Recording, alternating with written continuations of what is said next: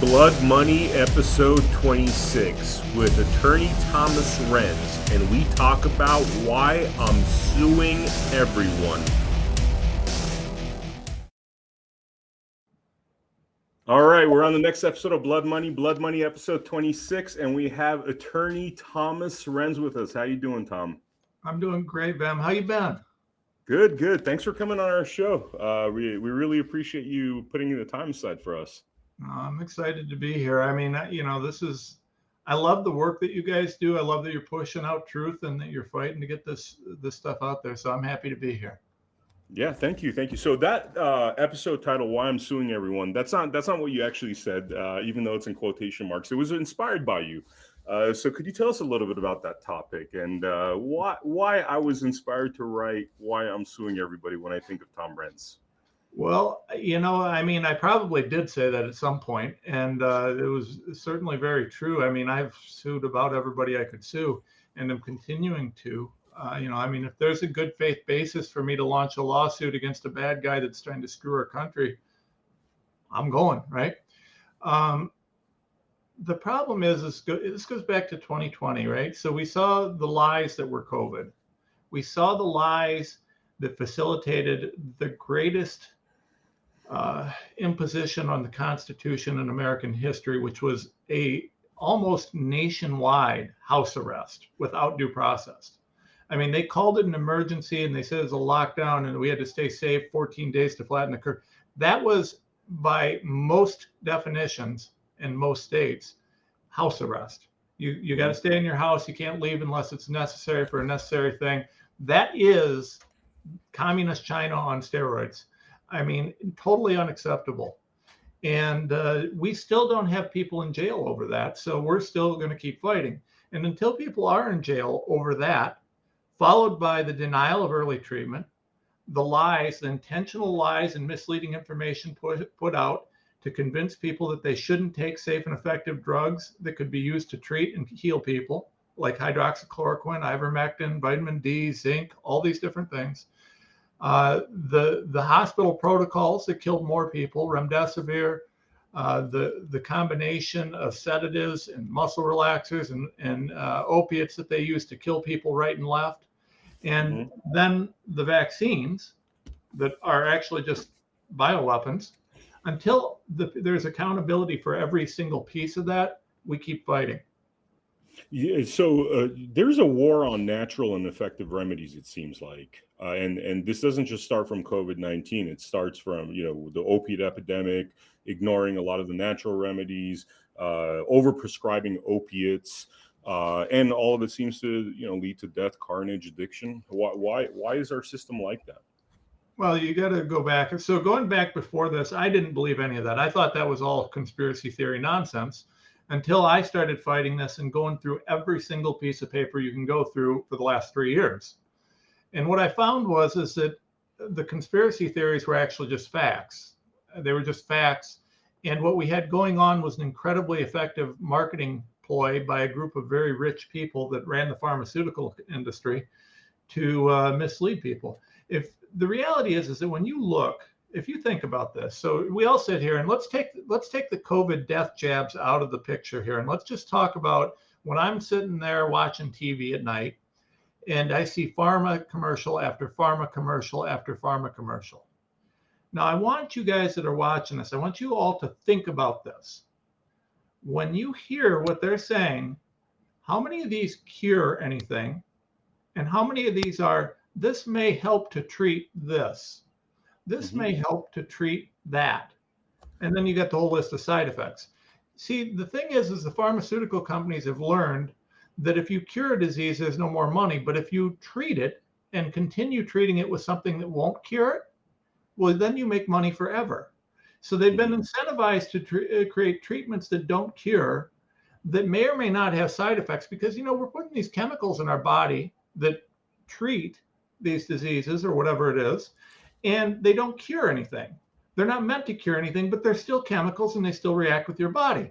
So the money is on treatment, not cure. And then you look at the vaccine world, which creates long-term, side effects, long-term damage, long-term health problems. And a lot of it doesn't manifest for years and years later And you've got two things going on there. First of all, in Congress's infinite wisdom, they decided to give immunity to these crooks on vaccines. Mm-hmm. So the vaccines, you can't really sue them very well in there. I mean, they've got vaccine court, but that's a joke. And then on top of that, the connection between the vaccines and the injuries they cause is difficult to show in court because it takes so many years for some of them to manifest. So now with the COVID thing, it's pretty clear that you get the jab, you get dead. But with many of these vaccines that have been out for years, the side effects can take years even to manifest. So then it's very difficult. And the only way that you could prove that would be with a bunch of very, very expensive long-term studies that the lawyers would normally fund. But because the lawyers can't sue pharma, they can't fund the studies necessary. So the reality is that no one realizes that since the 86 Act, pharma has been poisoning and creating new poisons that are going to kill people so that they can then sell treatments for the diseases they're treating. And it's just because a lot of people, politicians, people in power are getting paid outrageous amounts of money, essentially to do things that are damaging to their own population. That's absolutely right. So you have also in the late 90s or mid 90s, we passed a law. It's called, it's colloquially PDUFA, but it's the Prescription Drug User Fee Act. So the FDA, who's supposed to be keeping us safe from bad drugs, under PDUFA, is allowed to take payoffs from big pharma. So this is supposed to be a user fee if you want to expedite review of your drug, right? Mm-hmm. The reality is that what happens is wink, wink, nod, nod. Hey, can you review my drug faster? Followed by, sure, we can review your drug faster for $100 bazillion. Mm-hmm. And then they don't bother reviewing it. They just approve it, right? It doesn't matter if it works. It doesn't matter. That's why we keep getting these bad drugs out there. And by the way, once you get done approving it and the FDA gets all this money for it, the officials from the FDA then get hired by the pharmaceutical companies to work for them. Wow. Which, there should be laws against that sort of thing. I mean, how does something like that slip through the cracks, such an obvious conflict of interest?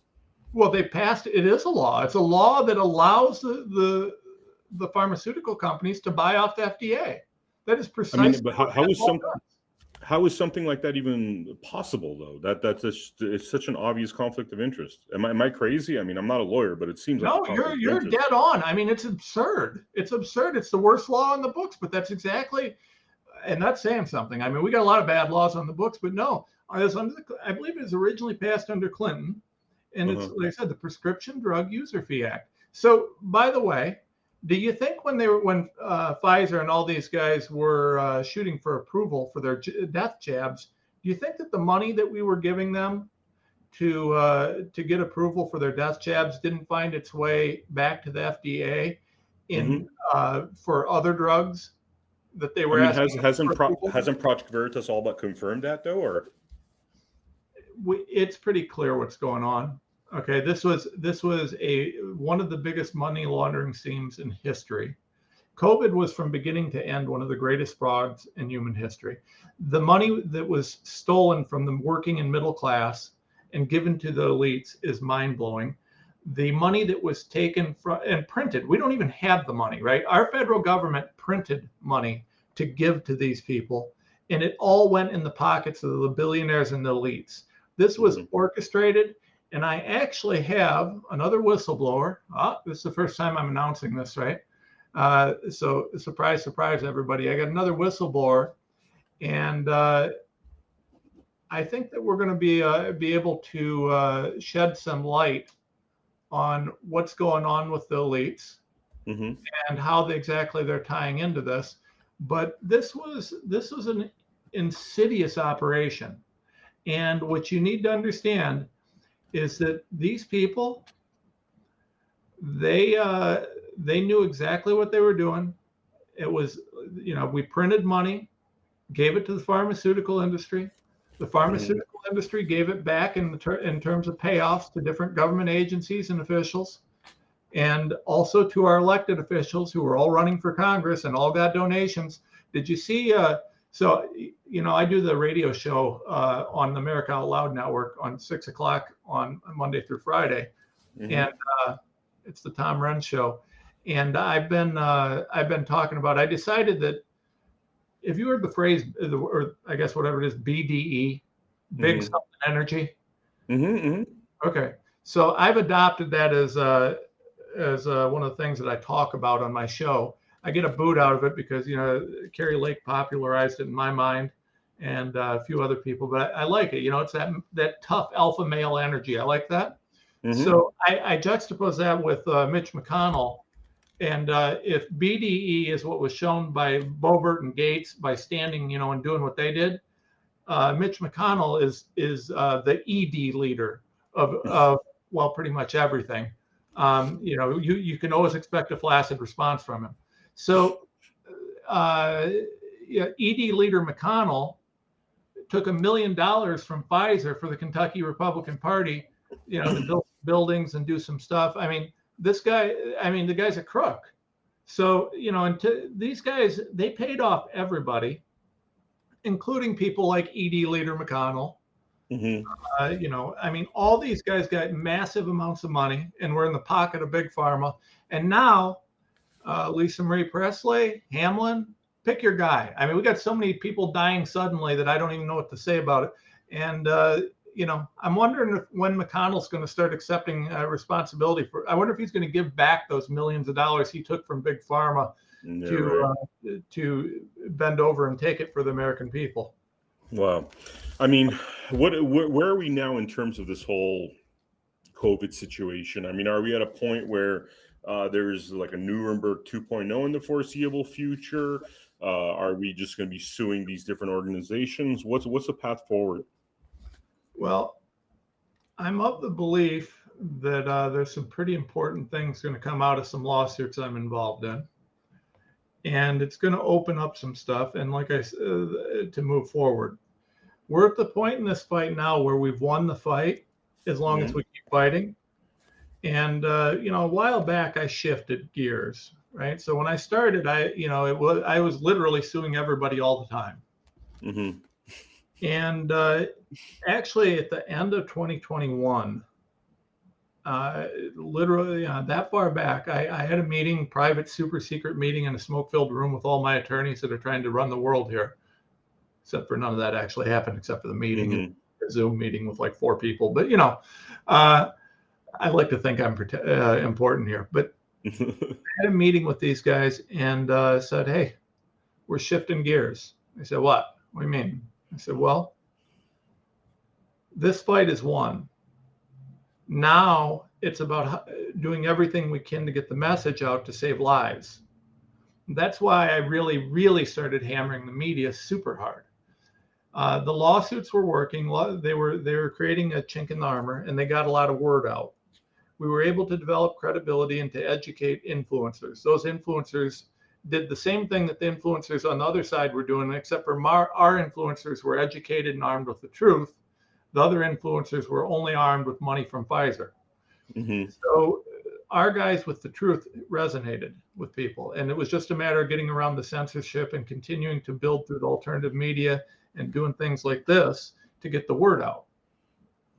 So we continued with lawsuits, and we'll always continue with that. But we also really started focusing on the media. Now, Vem, you and I talked a long time ago, and I explained to you off air, but for the people watching, this fight is lawfare, not law. Okay? Law is what we do in the courts. And in the courts, my role as an attorney is to facilitate the court understanding and applying a specific set of facts to a specific law, or a law to facts. And in that circumstance, my role ethically is never to change the law. It's to interpret where there's ambiguity and to get to true facts. That limits what I can do in the court. In the court of public opinion, it's a different animal, right? I can tell you right now that I believe Fauci's a crook and that we need to investigate all that he did. I can tell you that the Gates Foundation has given more money to more shady places on this than I can imagine, and we should be investigating them. I can tell you that the Rockefellers Foundation was intimately involved with many, many things in this. and that their name happened to be on a couple of government grants related that may or may not have indicated a relationship to them in the development of SARS-CoV-2 in the lab in Wuhan. I can tell you that there's all sorts of people that we need to be digging into and looking into. I can educate the public, and then I can ask our newly minted Republican House to provide actual investigation.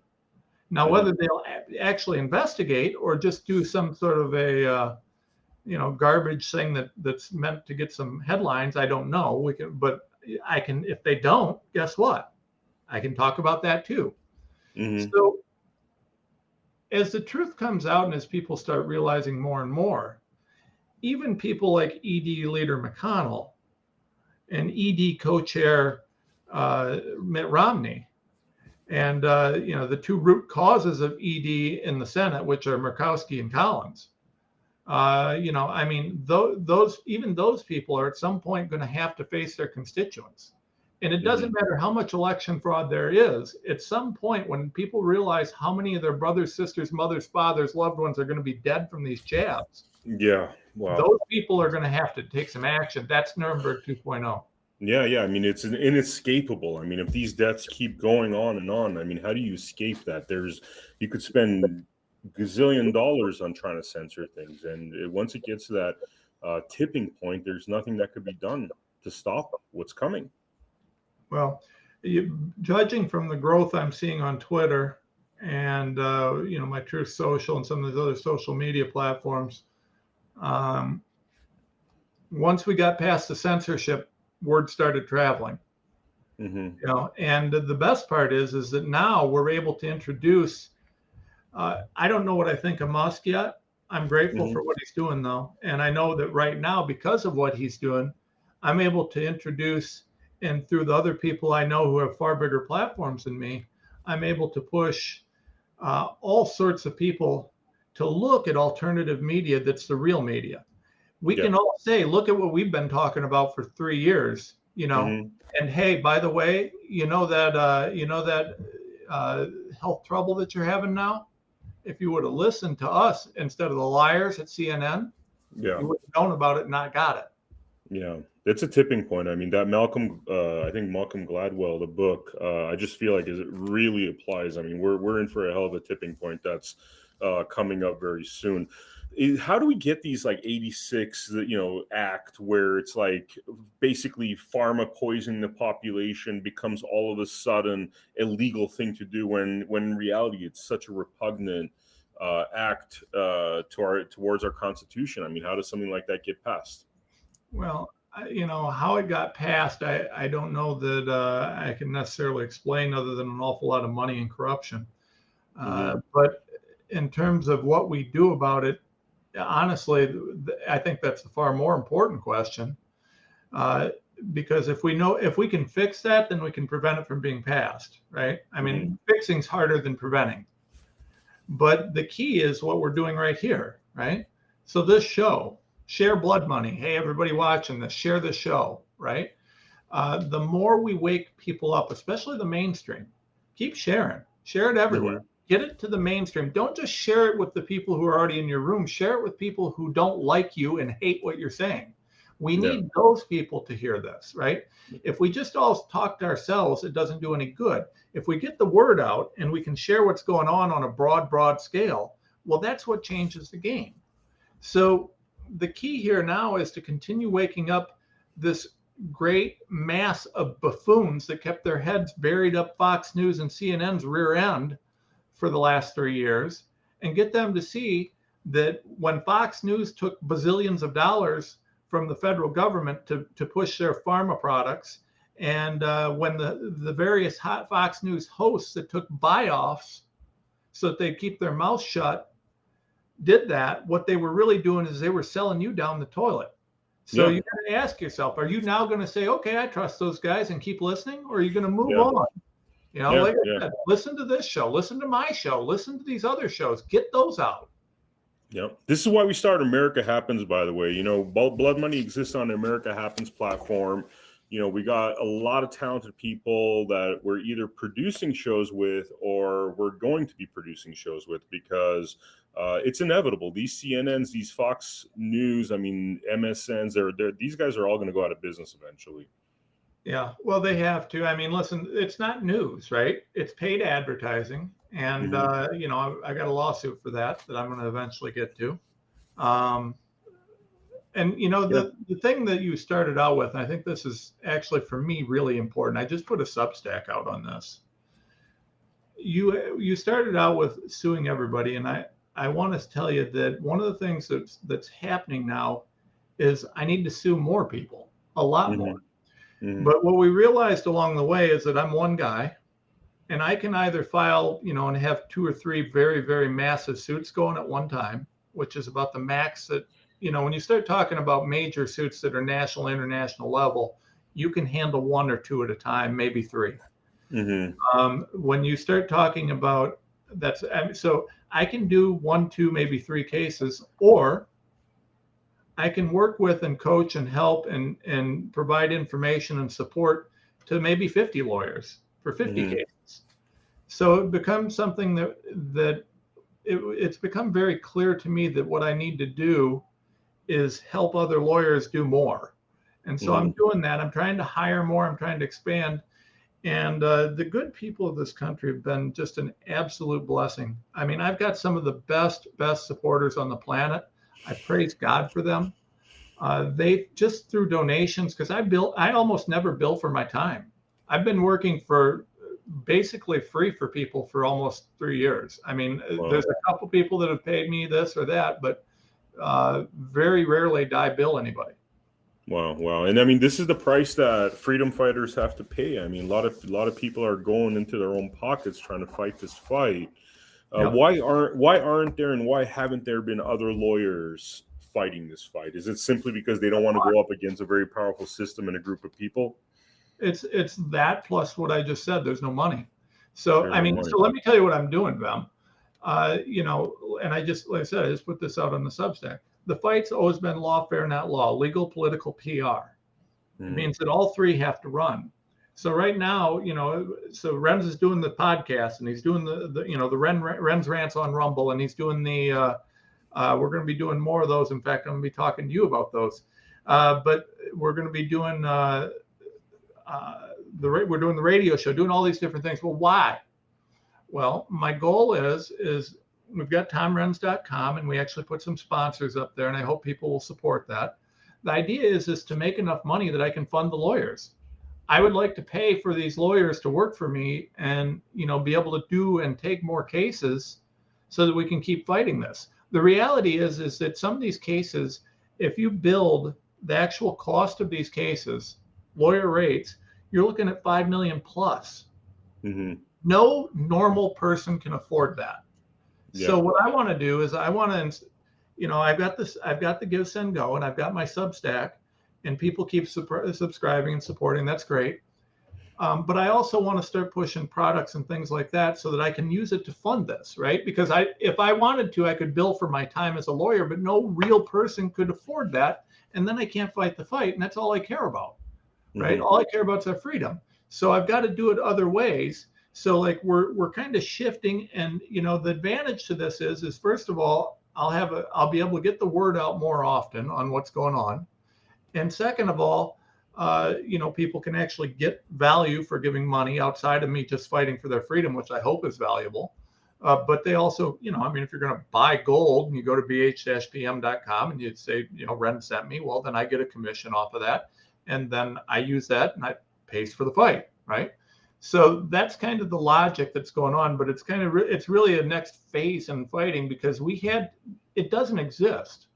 What I'm doing doesn't exist. There is no army of patriot lawyers out there that are just waiting to do what's right for the sake of doing what's right. Yeah. I need to create a business entity that's functional, that can support that so that we can make sure that we're safe now and in the future. And that's what this is about. Where could people donate to you? Is it renzlaw.com? You can go to renz-law.com. You can go to tomrenz.com.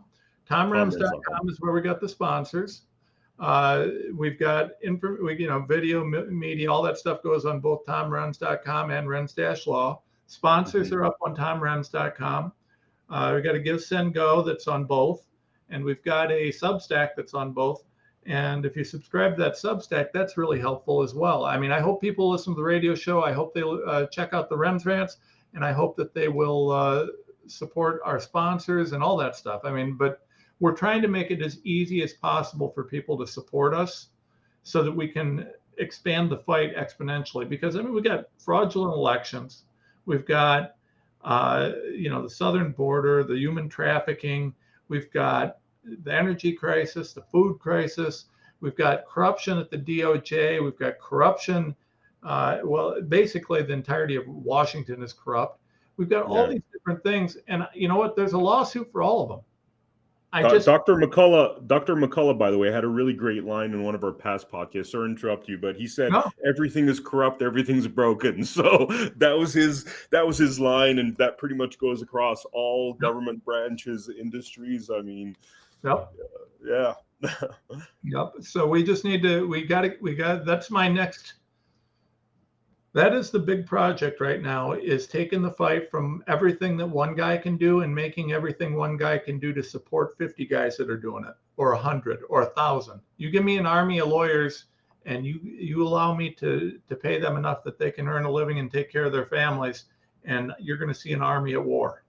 Yeah. Now, I just want the viewer to know, fortunately, Tom and us at Studio 17, including myself, Travis, Andrew, we've hung out with you quite a bit. And one thing that I want the viewer to know is that you live a very humble life. I mean, there's a lot of people trying to collect money for all these nonprofits. And, you look at them, they're wearing a little too much jewelry, driving fancy cars, being chauffeured around, taking private jets, and all this stuff based upon the hard-earned mom and pop dollars. I haven't seen you do that. I haven't even seen you be tempted by that kind of behavior. No. I don't care about that stuff. I mean, I got my pickup truck that I love. And with a dent on the side, by the way, where I saw that dent happen myself, but I love my truck. I suppose if I had like $1 bazillion, I'd buy a bigger TV, or something. I don't know, something. I work out. I love that, but I already pay my gym dues, and I love my gym's a throw the weights around and scream type of a place. So they don't overcharge me, and it's a great place. So, I mean, listen, as long as I can take care of my family and live a good life, I don't really care about the money. I want the money to fight the fight, right? I mean, what I care about is not really, I suppose, years ago, I got to fly on a private jet a few times, and I suppose that's neat, but I just don't care, right? I mean, if I had the money for anything like that, I'd probably get a pilot's license and fly myself around, because I think that would be really cool. But I don't really care about any of that stuff. It's just, as long as my wife can afford to go shopping, and I can buy my kids Christmas presents, and I live a decent life, I don't have any interest in being a bazillionaire. Yeah, I mean, you started this fight very early on, and it's been quite difficult on you, right? Because you're one of the few lawyers around this country that people could actually call for help when, let's say, their loved ones being pulled on remdesivir and these what's been called these hospital death camps. Mm-hmm. You're fielding a lot of those calls by broken-hearted family members. Yeah, there was a period of time that I think was probably one of the hardest times of my life, and that's saying something, because I've been through some stuff. But there was a period of time where I just 50,000 calls a day and emails and messages, pictures of families and family members whose loved ones, people dying in beds, people this, people that, hey, can you help me? We just want to try ivermectin. They've said there is nothing else we can do, but they won't let us try it. Mm-hmm. And, it kind of, the answer was, well, there's a chance I might be able to help you. It's not a great chance, but there's a chance. And I did help some. But there were a lot that I couldn't. And there were a lot more that I couldn't even try, because there were so many hours in a day. And during that Mhm. period, I mean, I don't even know how long it was. It seemed like forever, but it was horrific because I didn't sleep ever. I mean, that was probably the least sleep I've had in my life. And for anybody that knows me, they know I don't sleep much. I work a lot. That period was a whole nother level. And it was, I mean, I was just, it was overwhelming to see the pain and the heartache. And at the end of the day, that's why I don't have the capacity to let this go. And now, you know, it's shifted. I don't get as much people being murdered in hospitals, although that does happen. Now I'm getting more, hey, I'm just wondering, you know, my kid's developed a heart problem, and you know, it's 7. My kid's 7. You know, we just here in Ohio, about half hour, 40 minutes from me in a little town called Huron, had a kindergartner die suddenly. Wow. No Wow. cause of death released. And, you Yeah. know, I'm going to tell you, so right now, boy, I'm sorry, you touched something that's going to fire me up, but I got a whole lot of expletives, so I'm trying not to say. These people that did this, you know, they push the idea that somehow I shouldn't ask about the vaccine status of a 7-year-old or a 6-year-old that dies suddenly because it might hurt someone's feelings. Let me tell you what, you mother somethings asked my Curse away, bro. These people are murdering children. They're You're staying damn right they silent. are. You're You damn know, right. it's like They fuck asked them. my Fuck them. vaccine status to go to a damn restaurant. They asked my vaccine status to go to a gym. They asked my vaccine status to keep a job to feed my family. Mm-hmm. They asked my vaccine status for things that are completely meaningless, even though Pfizer admitted that they never did a study to see whether the vaccine stopped transmission. Mm-hmm. Even though Fauci and every one of these dirty, dirty bastards knew that this doesn't stop transmission, knew it. They knew it from day one. They lied. When they told you got to take this to protect grandma, they were lying through their teeth and they knew it. We've got the Mm-hmm. evidence. We've got the paperwork. We've got everything we need. Their words, not mine. They knew it. Mm-hmm. And now, when there's a legitimate public health reason for me to say to you, were you vaccinated? Was your little baby 5-year-old that just died suddenly of a heart attack, was she vaccinated? You tell me it's insensitive?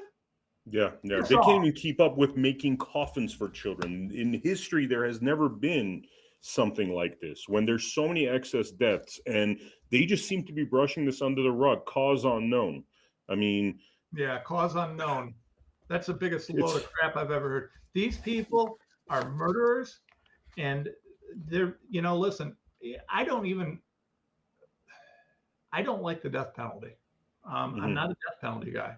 I believe that life is something I can't create, and so I shouldn't take. But I'm going to be honest with you on this one.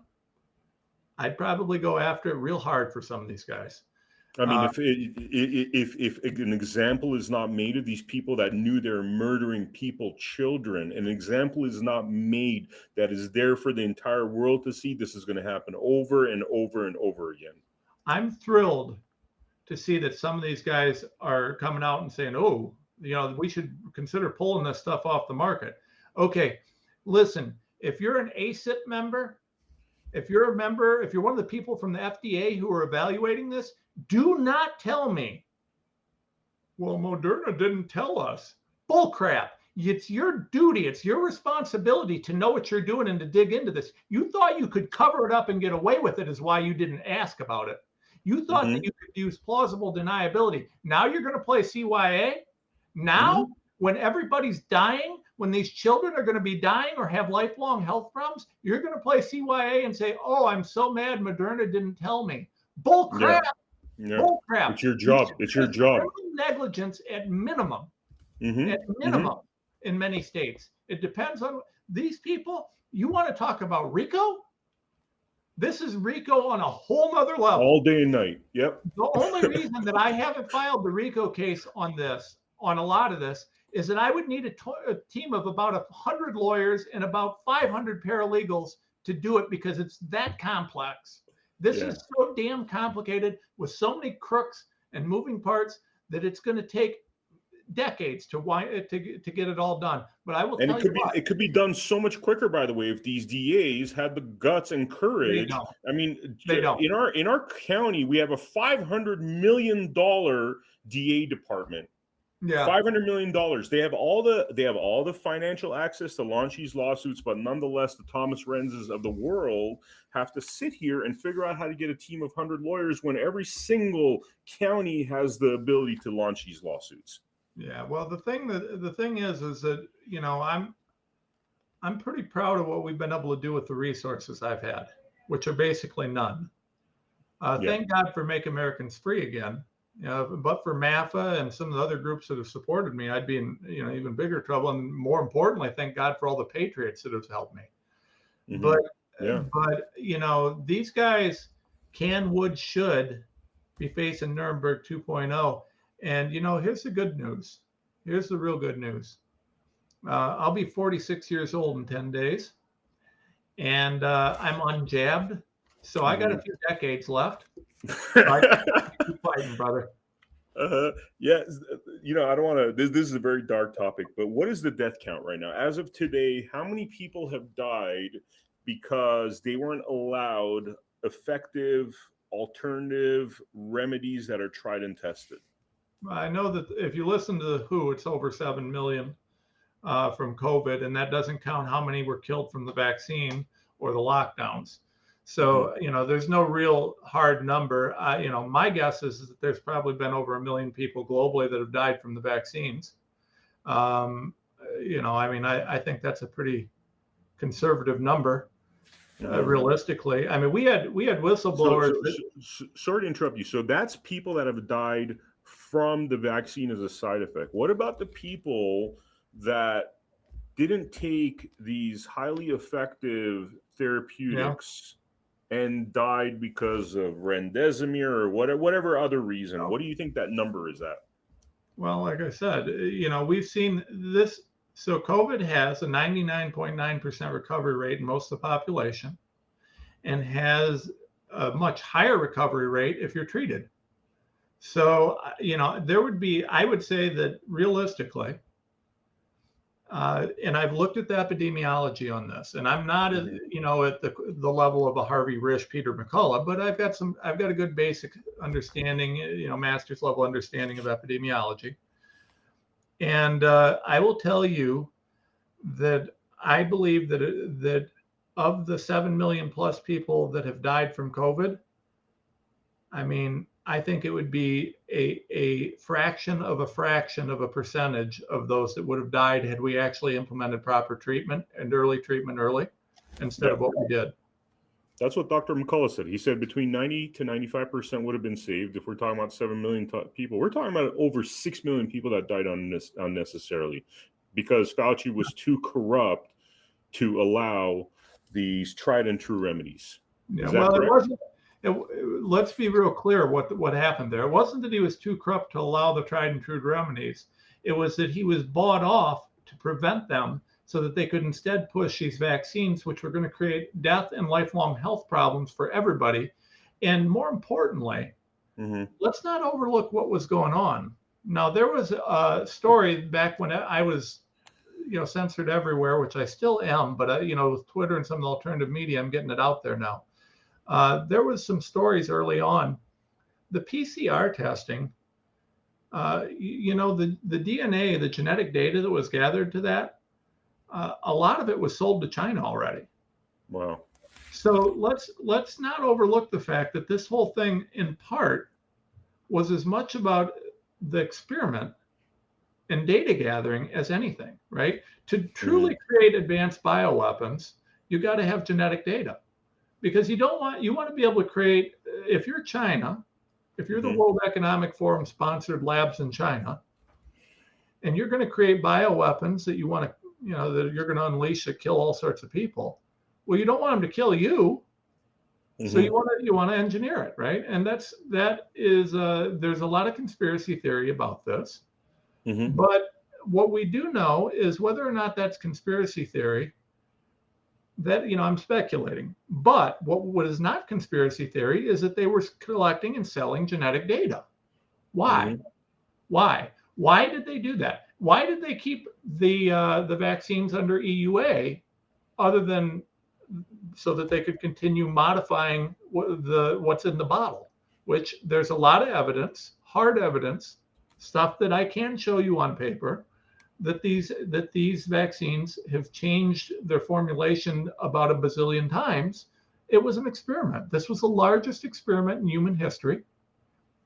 They needed to gather data on gene editing and gene therapy. Klaus Schwab has admitted that that's one of the goals. Yeah, the world. So, where does that lead, though? I mean, now that they have that data, what's their next kind of sinister plan now that they have all this data? Well, I mean, I'd be guessing to say, but I mean, if you listen to, I mean, so we've got clips of Klaus Schwab, the head of the World Economic Forum. Okay, we've got clips of him saying the fourth industrial revolution is not about changing what you do; it's about changing you. Because if you take these gene editing technologies, they change what you are. Yeah. Okay. So he's talking about changing humanity, I guess. I don't know. I mean, we'd have to ask him. But we know that these guys are pushing this stuff. We know that there's just many, many billions, if not trillions of dollars backing this stuff. The question is, what are they doing, right? So we got Davos coming. I don't know if it's going on yet or not. You know, they all flew their private jets over there to tell us about climate change.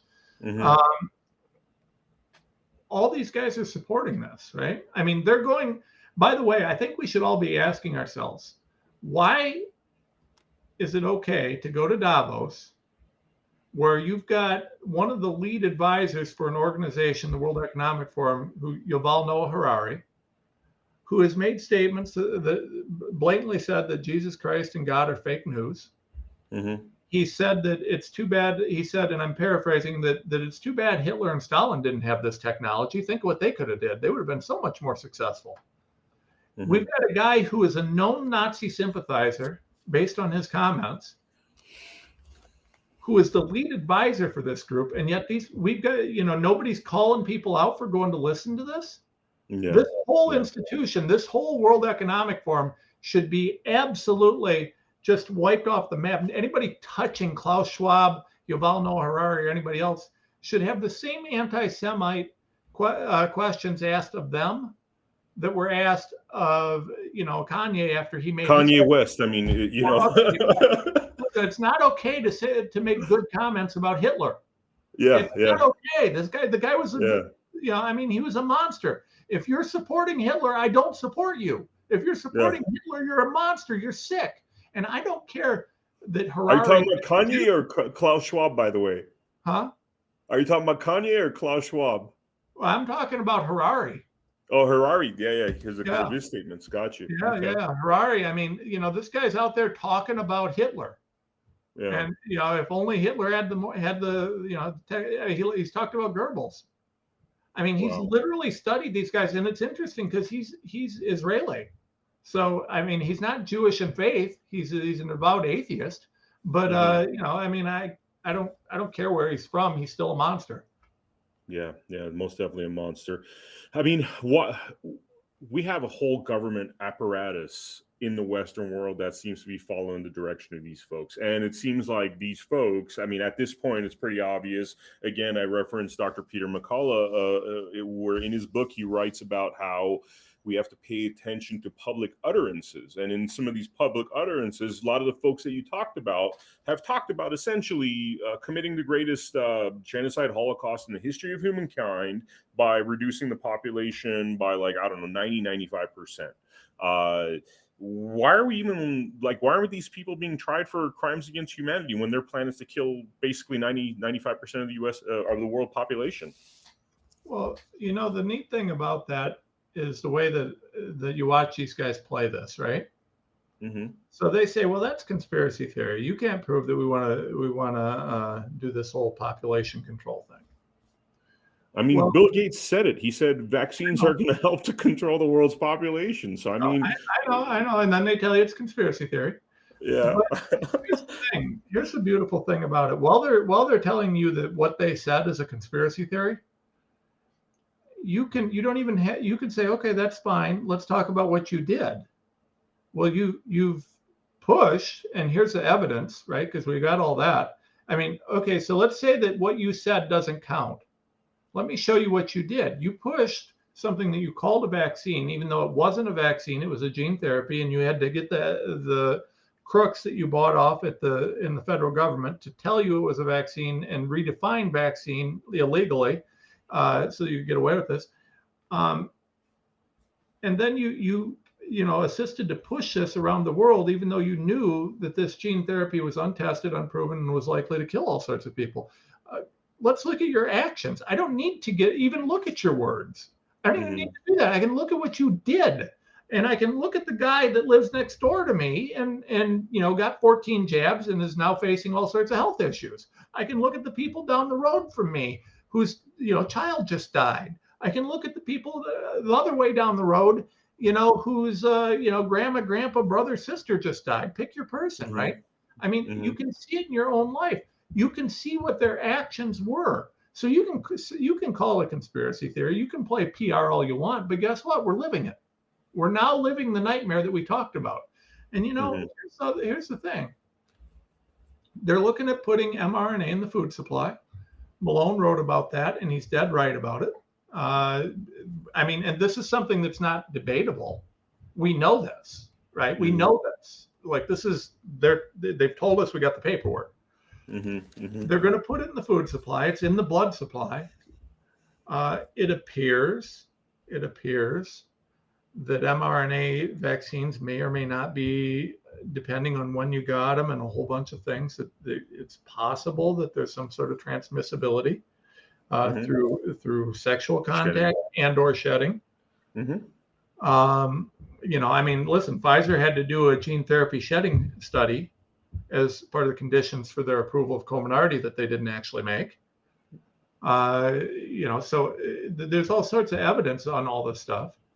We've got all these different things. The real question is, what are we going to do about this total disaster that we created? So we've got to put these guys in jail and hold them accountable, but there's also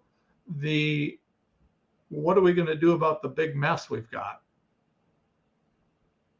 I mean, on a global level where people are dropping like flies, what do you do? I mean, we have to come up with some kind of therapy that minimizes the damage of these vaccines, which I'm sure they'll love to sell too, by the way. The World Economic Forum thinks the solution is to implement central bank digital currency and to control you even more, because, what they've done so far has been so good for humanity. I know that I certainly want to trust them to control me even more. Seriously. So, we talk about this all the time. It's time to build farms. It's time to build new cities. It's time to disempower these individuals, have your own food supply. They can't poison your own food supply. I'm sure they'll try to come after us for growing our own stuff too. They've already started a little bit of that, but once you're growing your own stuff, it makes it a lot harder for them.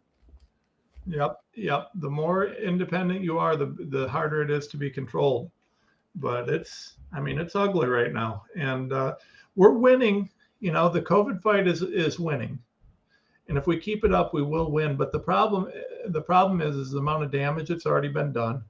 And another thing we got to think about is, okay, we're winning, but we need to really desperately make sure that we also look at the rest of the fight and take the reality. As people start waking up to the reality that they've been lied to, poisoned, and killed for God knows how long.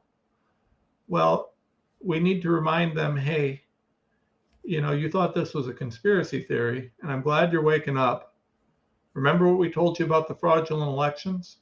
Remember what we told you about the energy and the economic crisis? Remember what we told you about central bank digital currency? You didn't believe us. 9/11, Well, you didn't believe us when you got the jab. You thought we were conspiracy theorists. How many times do you got to find out we're right before you start listening? That's what we got to do. This is the thing that, in conversations with some of the folks we interview, one of the most brilliant ideas I think I heard is, they try to divide us with black and white, right?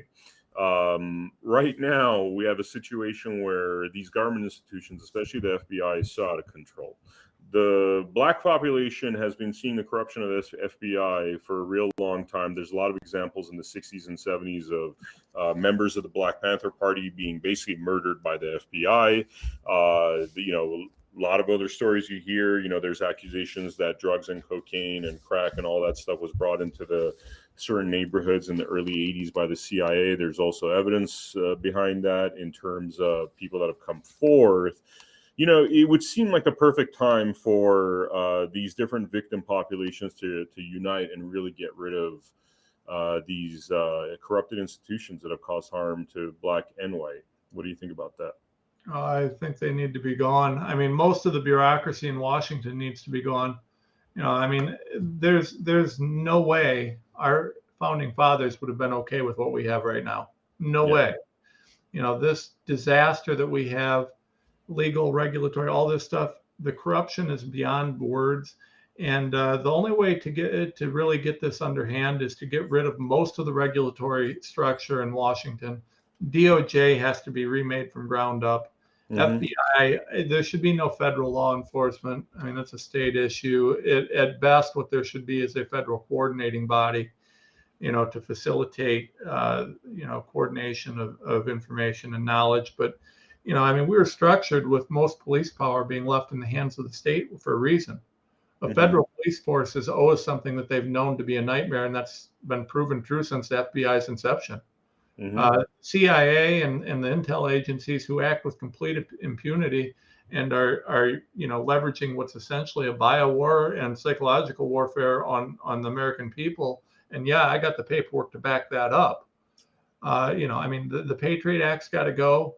We've got to have, the idea that we're going to allow intel agencies to work against the people of this country with impunity and no one to oversee them other than a corrupt FISA court. That's insane. That's absolutely insane. Yep. It's crazy. I wanted to bring up the in closing. I know you got to run today, and there was other questions, by the way, I had about the voter fraud issues, and I would love to have you back on the show at a future date to keep picking your brain because you're such a fascinating person. The question I wanted to close off with is there seems to be various instances in recent history with transfers of wealth happening, right? 9/11 is one that comes to mind. That there, again, there was a lot of things happening behind the scenes, and it doesn't seem like we know the full story about that, right? And then you have recently Tucker Carlson talking about the JFK assassination, the CIA being involved. I mean, seems like that's pretty certain that the CIA was involved. Doesn't all of this, especially with the JFK assassination and subsequent events with these conspiracies and open-ended, kind of events where we still don't know the answers to exactly what happened, doesn't that indicate that really we've been kind of under unlawful rule for like a really long time now, like 60 years? Well, I mean, the government's been working against the people for a long time, but the price of freedom is and always has been eternal vigilance, and we haven't paid it. So when World War II happened and our guys came home, we had a whole bunch of patriots that were ready, willing, and able to fight. But, that's on the heels of the Great Depression. The Great Depression was really something that was used to usher in a whole new age of just garbage. I mean, the New Deal, all these different things. It really was a transitional period in American law that facilitated government going from, what it was intended to be, which was of, for, and by the people, to over the people. And we've lost sight of the fact that these guys work for us. They've lost sight of it for sure. And think about J6, right? So you've got just an endless investigation by the biggest corrupt pieces of garbage on the planet. Totally fraudulent. They wouldn't show us the evidence. They wouldn't show us anything. It was all hidden behind the scenes. How is that even law? How is that even? I mean, how could they even look at themselves as a credible party under law when they don't show evidence? They broke the law. There was nothing legal about what they did, in my opinion. But anyway, so they do all this, war against the American people, and they call it sedition. They go after Trump. They do all these things. I have not heard Merrick Garland, the biggest POS AG in history, say a single word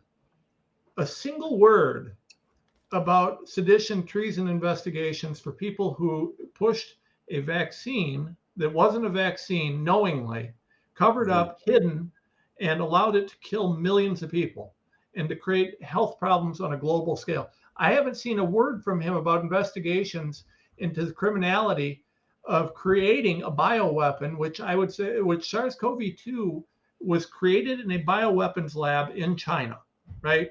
The Wuhan lab has known ties to the CCP and the Chinese bioweapons facilities. We have evidence that they created it, that the DOD and everybody was involved. I have nothing from Merrick Garland suggesting that he's doing any criminal investigation of that. 7 million people dead. The corruption, the nonsense that's occurring. I mean, this is just on another level. There is no lawfulness.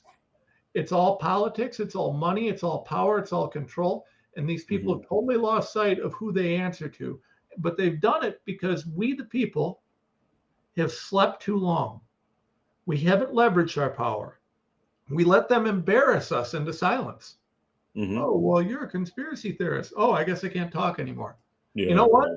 I proudly wear, how about this one? Christian nationalist, right? I'm a Christian nationalist. That means you're a terrorist. Guess what? I'm the proudest Christian nationalist on the planet. And I announced that the second they started pushing this. And I said, which part of that do you dislike? The part that tells me that I follow a guy who says that I should forgive, love, and appreciate and treat people with respect?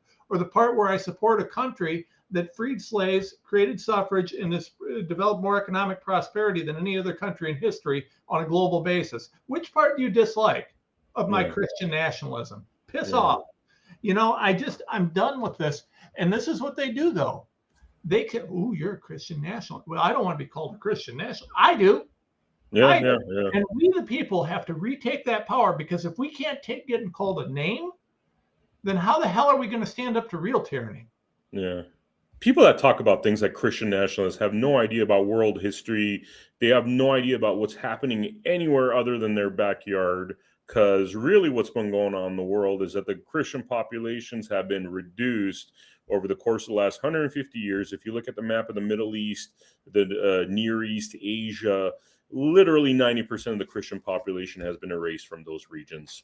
Well, and then you've got people like this POS Pope that, I'm Catholic and this guy is not my Pope, you know, who's, you know, trying to get rid of any true Christian people that believe in Catholicism as it was, you know, founded. And, you know, he's trying to remake it into this globalist, tyrannical piece of just trash. You know, it's just, you know, it's under attack everywhere. But we, the people, stand together or we fall alone.